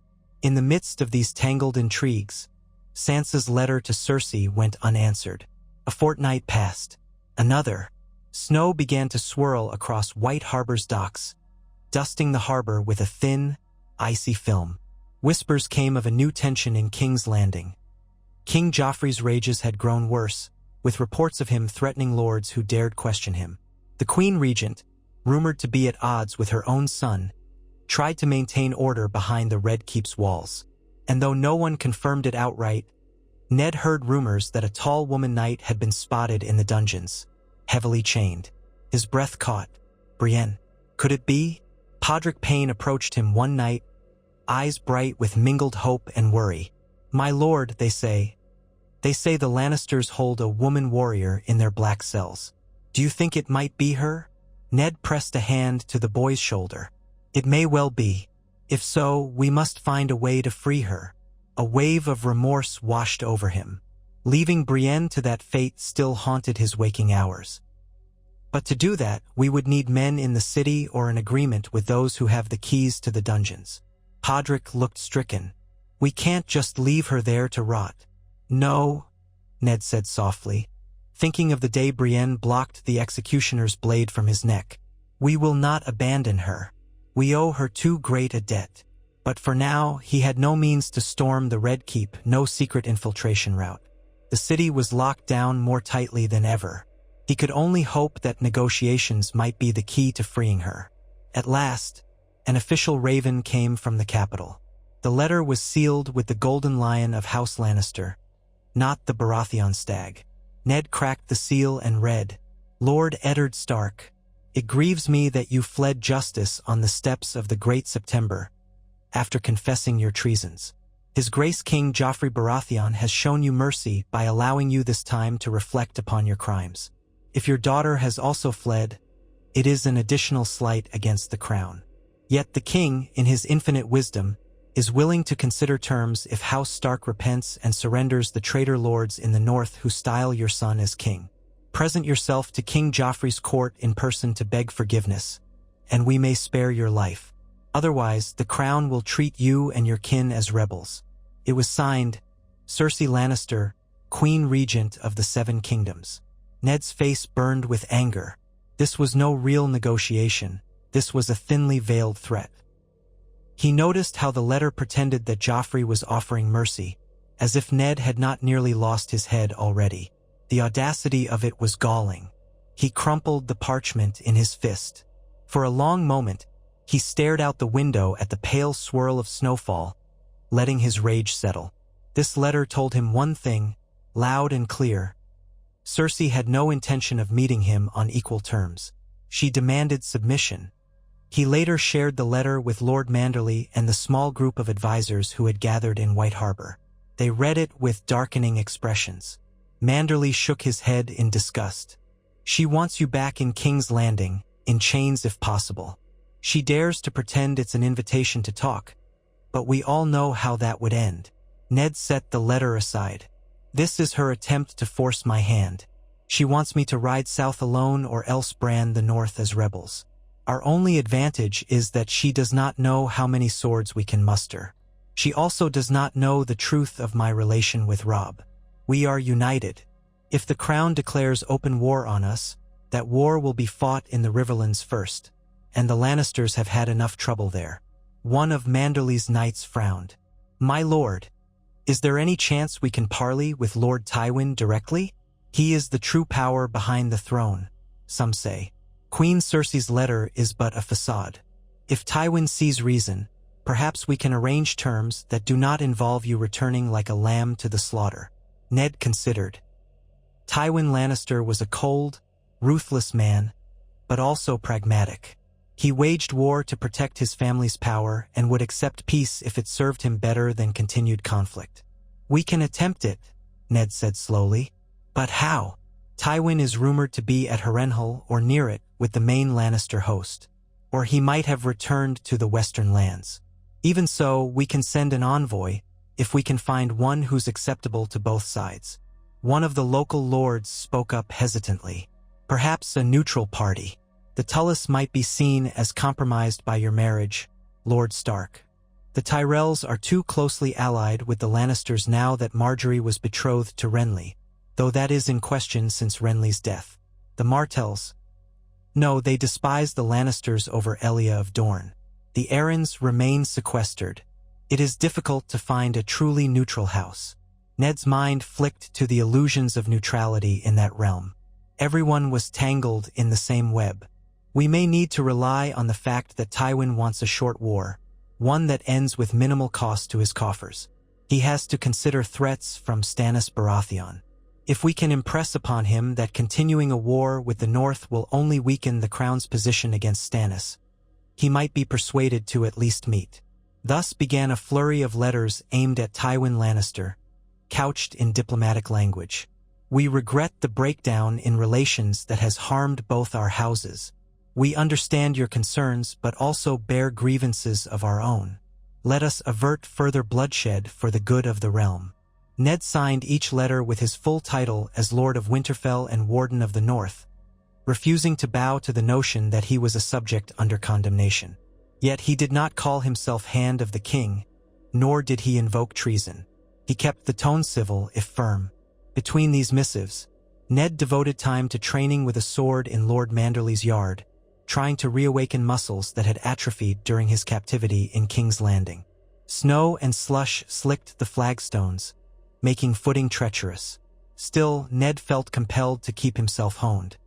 He thought of Brienne's skill and the savage grace with which she had fought. He remembered the moment she had swung her blade to knock aside the executioner's blow. If I had been half as quick, perhaps I could have saved her. The guilt was always there, a companion to his every waking moment. Sansa watched him spar sometimes, worry in her eyes.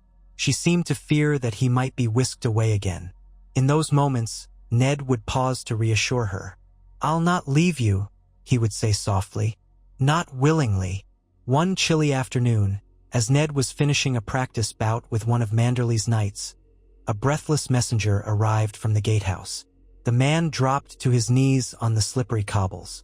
"My lord," he panted. "A ship. It's just docked. They bear a letter for you under a flag of truce from the Crown." Ned took a steadying breath and nodded. "Show them to the receiving hall. I'll come at once." Sansa insisted on accompanying him. She would not stay behind. So Ned and his daughter entered the Merman's court, where a small retinue in gold and scarlet livery waited. At their head stood a man in Lannister colors, well-dressed and unarmed, flanked by 2 guards. The man introduced himself as Rolf Swyft, a distant cousin to Lord Tywin's bannermen. He carried a sealed document. In a voice laced with self-importance, he announced that this was a letter from Lord Tywin Lannister, acting in the king's name, proposing a temporary ceasefire and a parley to discuss terms. Ned accepted the parchment, noting the wax seal stamped with the lion's head. He unrolled it carefully. Indeed, it was an invitation. Tywin Lannister requested that a representative of House Stark meet him in a neutral location, near Moat Cailin at the edge of the neck or, if that was too close to the north, somewhere in the Riverlands. The letter insisted that the meeting would be protected by an agreed-upon number of guards, no more than a score on each side. Tywin made it clear he still considered Ned's confession of treason valid, yet he was willing to offer an opportunity for House Stark to redeem itself through peaceful resolution. In plain speech, it was a cunning attempt at negotiation without ceding that the crown had acted wrongly. Ned let out a slow breath. "Will you convey a reply?" Rolf Swyft bowed. "Yes, my lord. I am ordered to wait in White Harbor until you have made your decision. Lord Tywin entreats you to be swift. He has many pressing concerns." Ned managed a bitter half-smile. "I am sure he does. Very well, I will consider it." He had the retinue shown to guest quarters under careful guard. Then he and Sansa withdrew to Lord Manderly's private audience chamber, where Manderly and a few trusted knights joined them. Ned read the letter aloud, each line weighed with caution. When he reached the end, Manderly rubbed at his chin, sending his jowls a-quiver. A meeting with Tywin Lannister? Sounds like a perfect chance for him to ring a trap. "It might be," Ned conceded. "But if we refuse, we lose an opportunity to prevent further violence. The boy I once fostered, Robert Baratheon, always said Tywin was a man who understood advantage. If he wants to talk, it means he sees war on too many fronts and seeks to stave it off." Sansa asked softly. "But father, if you go to him, might he not simply take you captive?" "He could try," Ned said, meeting her worried gaze. "But he will know that if he did so, Robb Stark would show no mercy to Jaime Lannister in his cells. That alone should keep me safe if we keep lines of communication open. And we will not go unprepared." Manderly nodded. "You'd bring men you trust, at least enough to ensure any double-cross would cost Tywin dearly." "Yes, but who?" Ned mused. The loyal men he had in White Harbor were mostly newly arrived or lightly tested. His best swords were in the Riverlands with Robb, unless he thought of the great houses of the north. Some had men here, but the best were scattered. "Lord Manderly, how many knights or skilled armsmen can you spare for a journey to Moat Cailin or beyond?" The portly lord gave a confident shrug. "For you, my lord, as many as you require.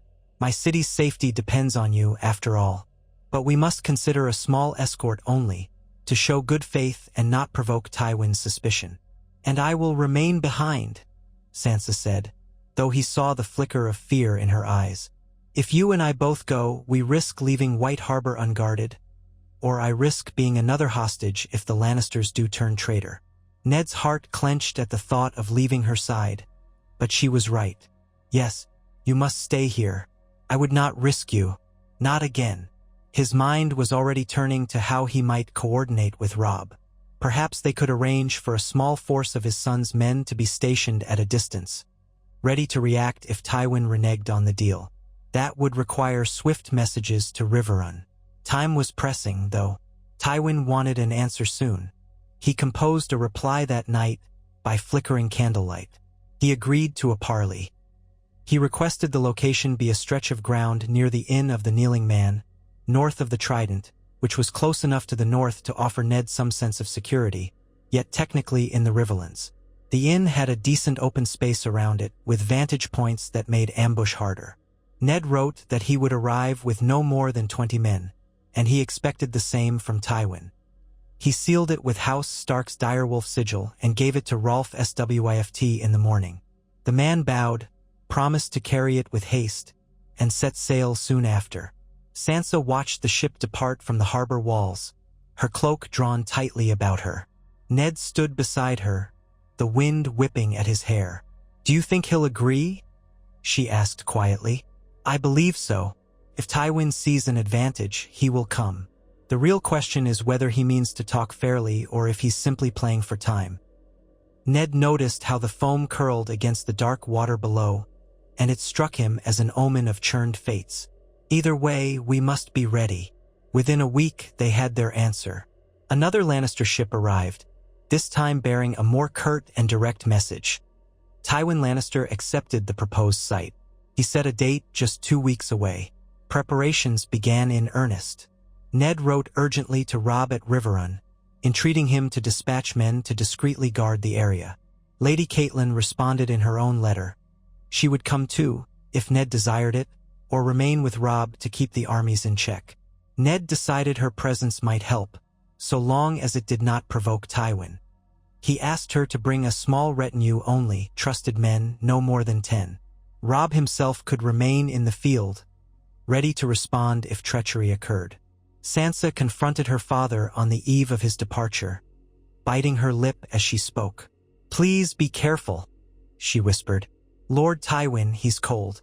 He's not like the knights in stories." Ned gathered her into his arms. "I know exactly what he is," he said, "but we have to try. We owe it to the people of the realm to do everything in our power to avoid a war." She clung to him, tears shining. I wish none of this had happened." He closed his eyes, stroking her hair. "So do I. We'll make the best of the path before us." His voice dropped.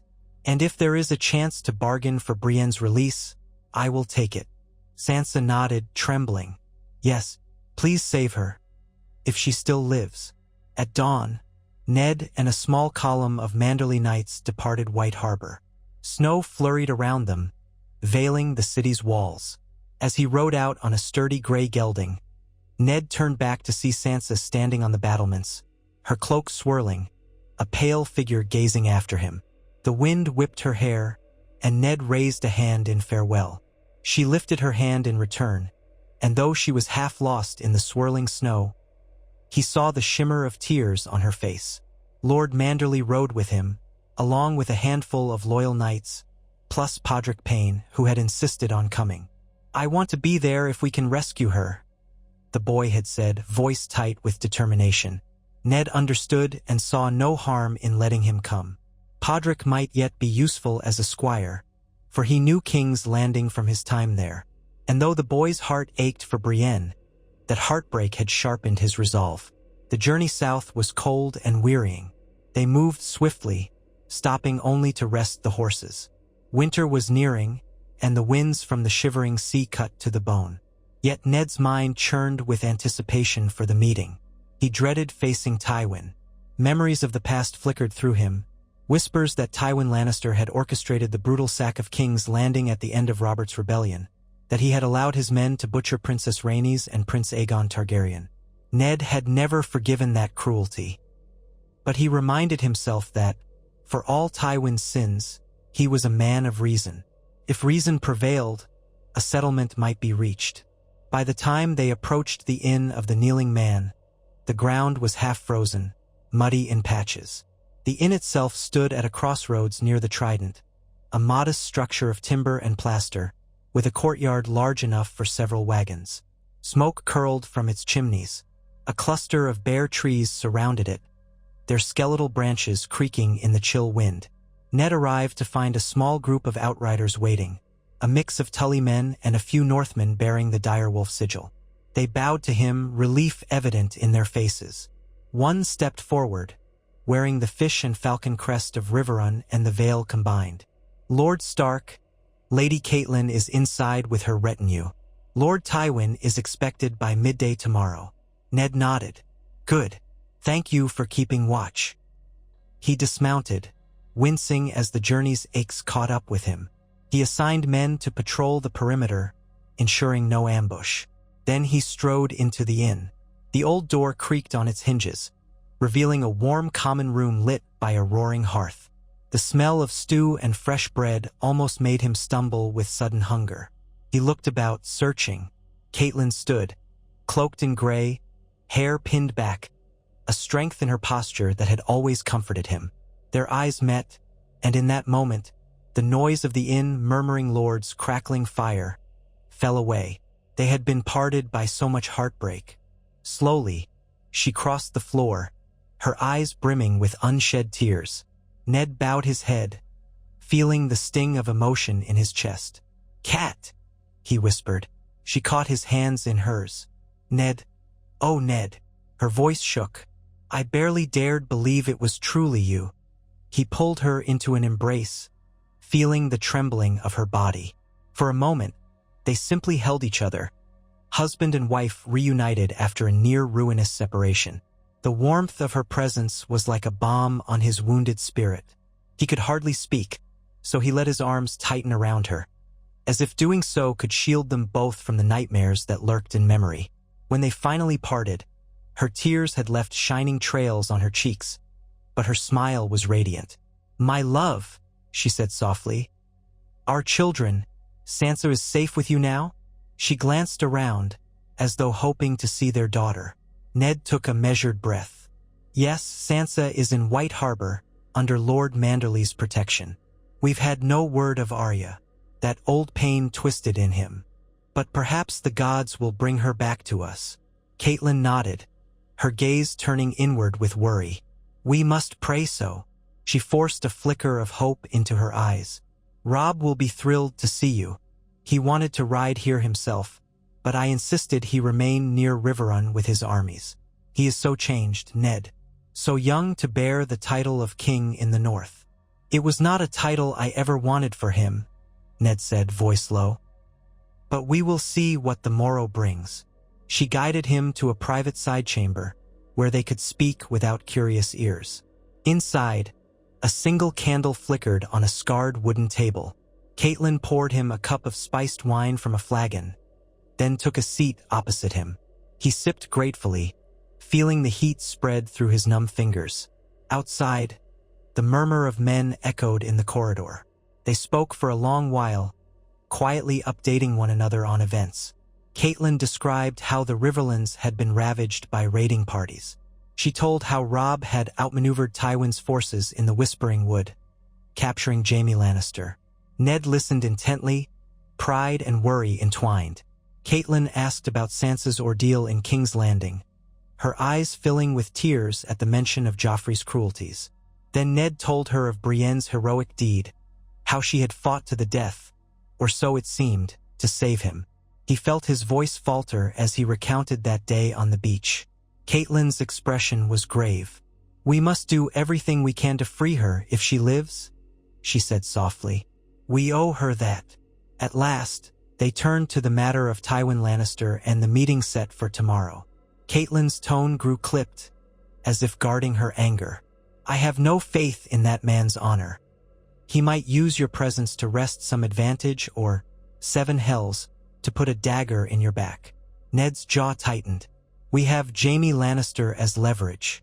Tywin will know if he kills me, Jaime's life will be forfeit. It should keep him honest, or near enough." She nodded, but her eyes held no comfort. "One can only hope. What terms do we truly want from him, Ned? Are we offering to bend the knee to Joffrey after what he did to you and Sansa?" He blew out a slow breath, swirling the wine in his cup. "I cannot kneel to a false king. Yet the realm is not ready for the truth of his parentage. Not with Stannis waiting to pounce. If we can secure safety for the North, the Riverlands, and the Vale, if we can guarantee that Sansa and I are left unharmed, that Robb's banners are pardoned, then we might find a compromise. Perhaps Joffrey remains king in name, with the Lannisters controlling the court, while the North retains broad autonomy. Or something close to that. It is not justice, but it might save thousands of lives." Catelyn stared at the flicker of the candle flame. "A cold compromise indeed, but perhaps you are right. We have lost so much already." They lapsed into silence, each wrestling with the weight of their own thoughts. When at last they emerged from the side chamber, dusk had fallen, and the inn's common room was filled with lords and knights, servants hurrying about with trenchers of food. Ned met the eyes of the men who wore the dire wolf or the Tully fish. Some nodded encouragement, as if to say, "We stand with you." Others, hardened from battle, had expressions that said, "Don't trust Tywin. Don't yield an inch." Ned tried to clear his mind as he shared a simple meal with Catelyn in a quiet corner. Tomorrow would bring Tywin Lannister, the man who had let Gregor Clegane terrorize the Riverlands, the man who had once been hand to the Mad King. If peace was possible, they would have to reach it across a wide gulf of blood and hatred. Morning arrived with a bitter chill. Ned rose early, dressing in warm leathers beneath a cloak of wolfskin. He belted ice at his side, the great sword of House Stark, reclaimed from King's Landing by some miracle of Manderly's contacts. In truth, one of the men loyal to Ned had seized it in the chaos when Ned escaped execution and had smuggled it north. The weight of the blade was both reassuring and somber. Once, he had carried it to mete out justice in Winterfell's courtyard. Now he might carry it to avert a war. The inn's courtyard was cleared. Snow dusted the ground, melting in muddy patches near the stable. Ned had designated 20 men, including Lord Manderly and a few of Robb's chosen knights, to stand with him. They would remain a short distance from the meeting place, ready to intervene if needed. Likewise, Tywin would bring 20 men, no more. The Watchers and Outriders from both sides had set a wide perimeter to ensure no hidden armies lurked just beyond the treeline.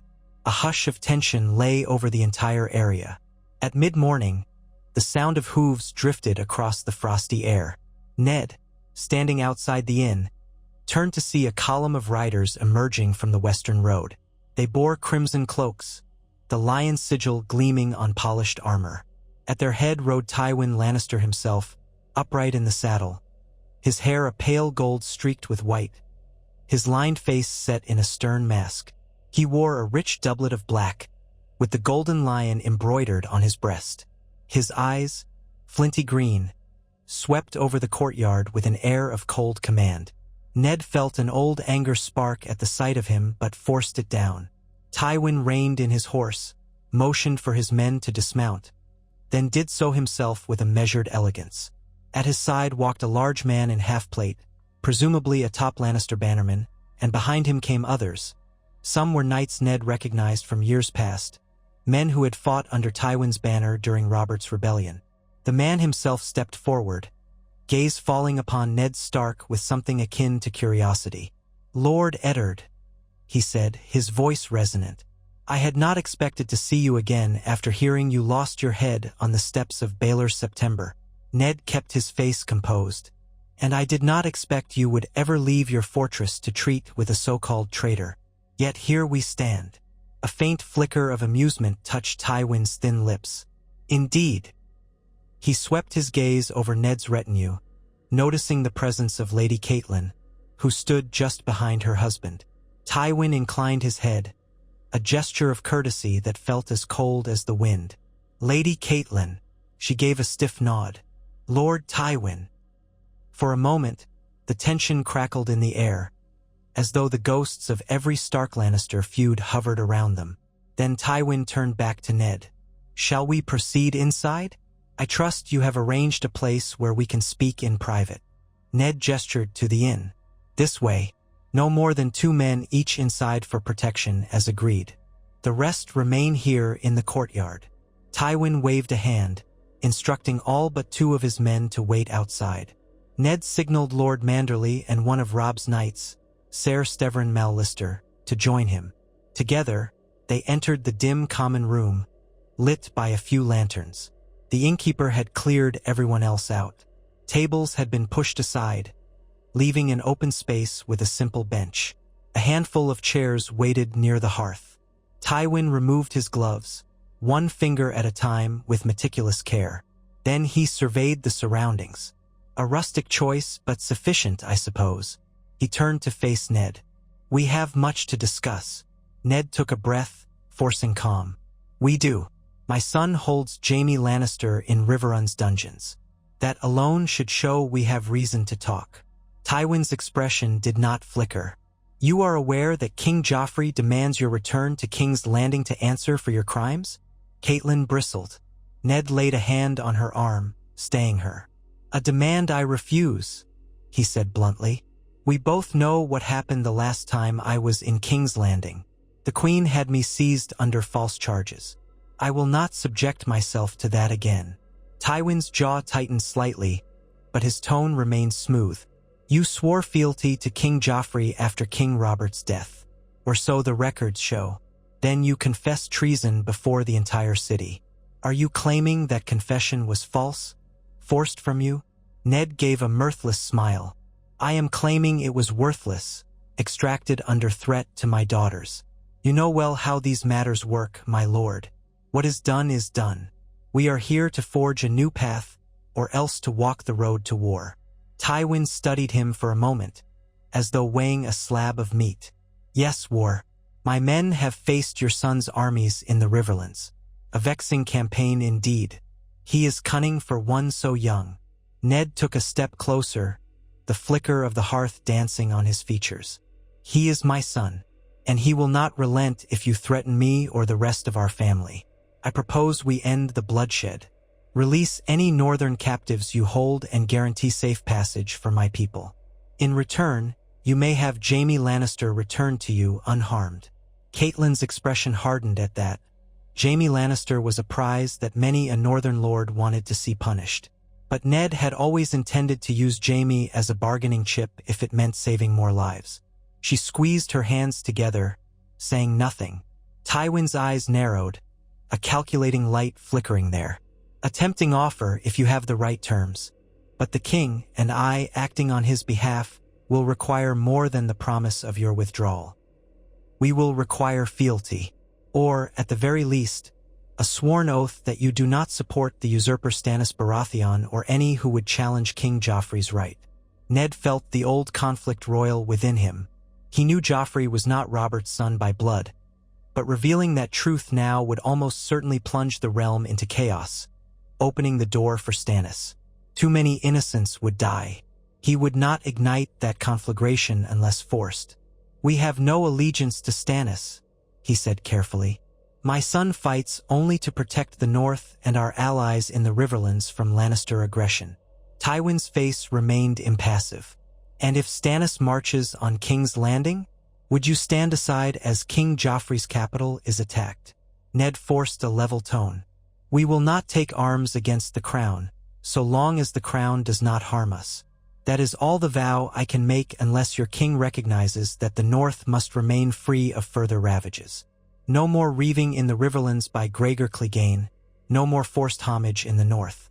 Our lands are not to be pillaged." Tywin considered. "You speak as if you are an independent realm. That is not how it works." "Perhaps not," Ned allowed. "But your grandson's rash cruelty in King's Landing has forced our hand. If we are to kneel, we must know that we will not be knifed in the back the moment we lay down arms." Catelyn raised her chin. "And what of our daughters? Sansa Stark has been returned to us, but we still do not know where Arya is. Your men captured her or set her fleeing. At the very least, you owe us the truth of her fate." A flicker of annoyance passed Tywin's face. "I have no knowledge of your younger daughter's whereabouts. If the Lannisters had her, we would have trumpeted that fact to bring you to heel. Likely she is dead or in hiding. Her blood is on your hands for defying the crown." Catelyn trembled with rage. Ned laid a restraining hand on her arm again. "Enough," he said, voice quiet but firm. "We will not accept that answer. If you do not hold her, fine. But if we learn you do, be certain that Jaime Lannister's fate will be dire." Tywin's lips thinned. "You see how we remain at an impasse. You want your northern lands secure and your son's rebellion forgiven, yet you will not bend the knee. The king requires homage from his subjects. Which are you, Lord Eddard? Traitor or loyal vassal?" In the hush that followed, Ned felt the walls of the inn closing in. The truth of Joffrey's parentage gnawed at him like a worm beneath his skull. Could he truly swear loyalty to a boy who had no right to the throne? A boy who threatened his daughters and demanded his head? Yet if he refused, war and devastation would follow. He thought of Brienne in a black cell, possibly tortured. He pictured the farmland of the Riverlands burned and salted, the winter ahead with small folk left hungry. Honor clashed with mercy in his mind, and no easy answer presented itself. At length, Ned said, "If King Joffrey truly wishes to rule, then let him rule with justice instead of fear. Secure the North's safety and the Riverland's safety. Promise to end these raids and come to a fair settlement regarding the damages done.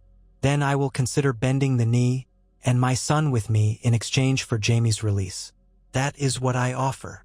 Tywin's eyes narrowed. "And if I demand that you appear in King's Landing to swear publicly?"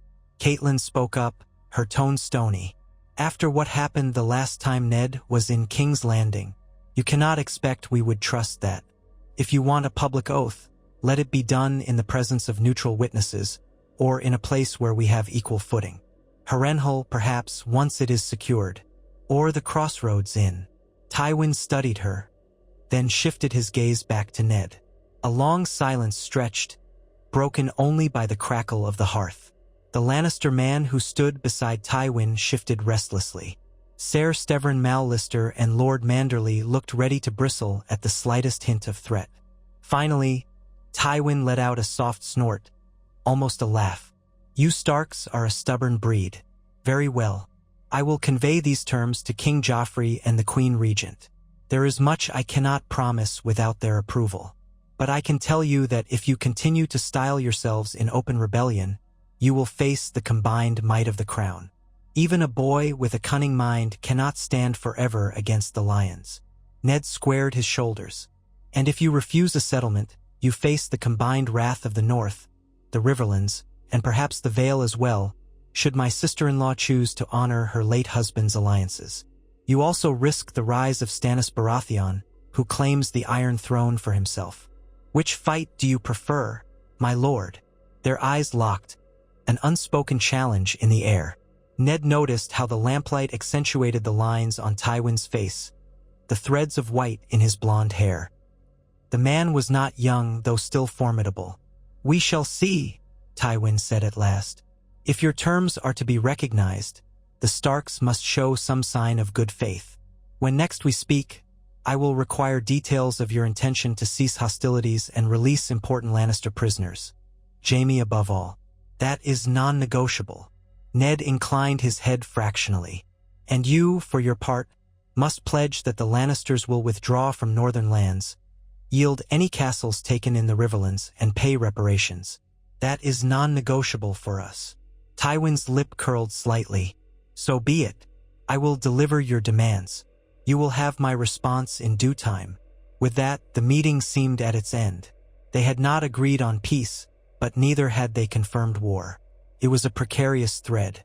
Catelyn stepped back, her posture rigid, while Tywin turned toward the door. Before he left, Ned swallowed and spoke once more. "And one last thing, Lord Tywin. My champion, Brienne of Tarth. Your men captured her on a beach near King's Landing. I want her freed." Tywin paused, turning back, eyebrow arching. "Brienne of Tarth, the maid who served Renly Baratheon, yes? She apparently caused quite a stir, slaying several loyal men in an attempt to rob the crown of its lawful justice. We do indeed have her in the dungeons." Catelyn's eyes widened. Ned felt a rush of grief. She was alive. Gods be good. She was alive, though locked in a Lannister cell. Podrick stood in the background, fists clenched in silent hope. Ned forced a calm tone. "She saved my life at the September. For that alone I owe her a debt. Release her, and the goodwill between our houses will be greatly increased." Tywin's mouth curled into a thin line. "She murdered crown servants. The penalty is death.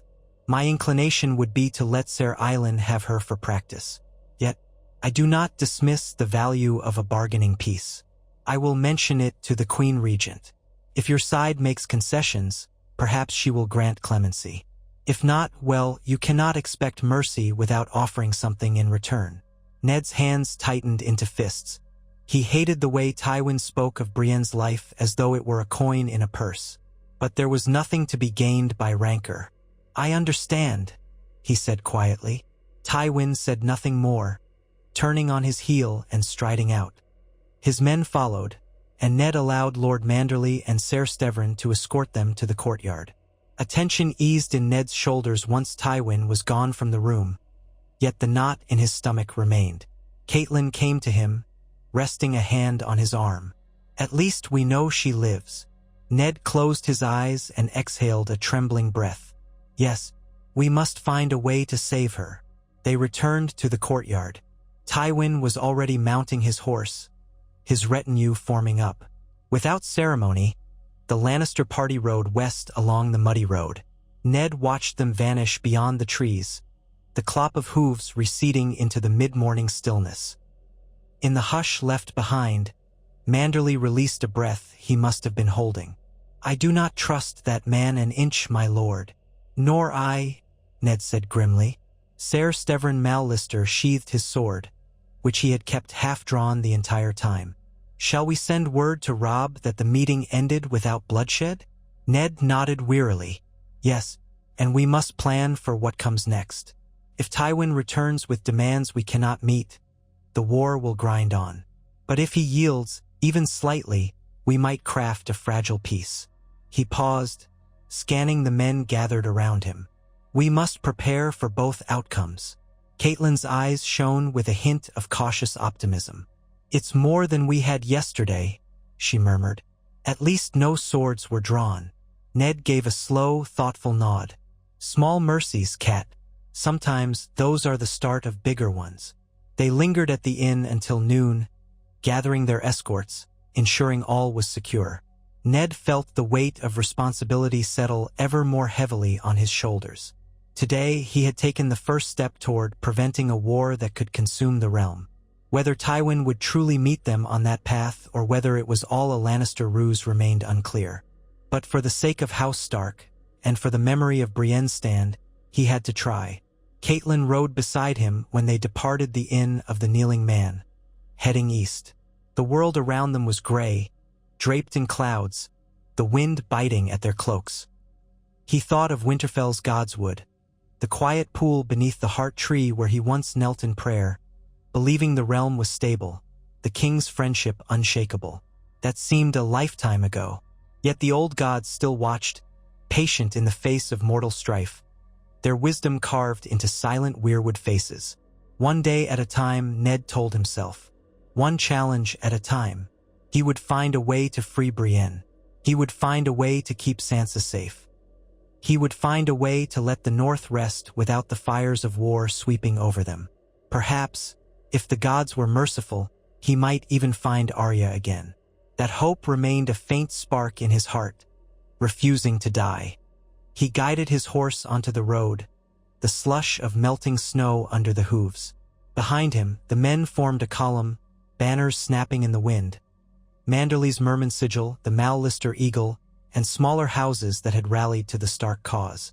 At the front, Ned and Catelyn rode in silence, each lost in thought, forging forward into the uncertain dawn of a realm that teetered between war and peace. And so the tide of fate carried them onward, as it had carried them all since that fateful day in King's Landing when Brienne of Tarth, by one heroic stroke, had changed the course of the Seven Kingdoms forever.